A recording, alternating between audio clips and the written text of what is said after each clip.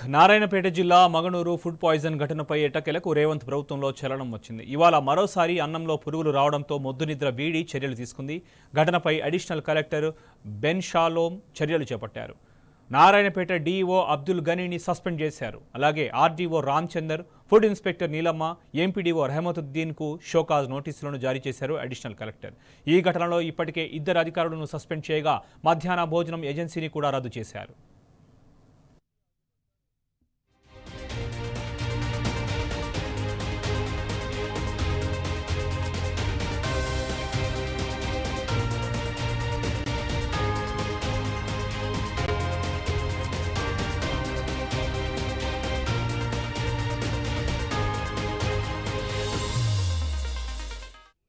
Suspend అయ్యారు.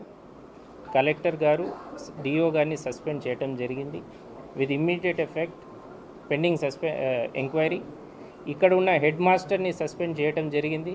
ఇంకా ఇక్కడ స్కూల్ మెయింటెనెన్స్ స్టాఫ్ సంబంధించిన వాళ్ళని కూడా సస్పెండ్ చేయడం జరిగింది.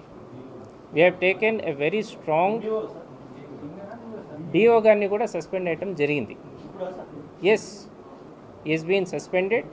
ఆర్డీఓ కానివ్వండి, ఎంపీడీఓ కానివ్వండి అండ్ ఫుడ్ ఇన్స్పెక్టర్ ముగ్గురికి కూడా షోకాజ్ నోటీసెస్ ఇష్యూ చేయటం జరిగింది.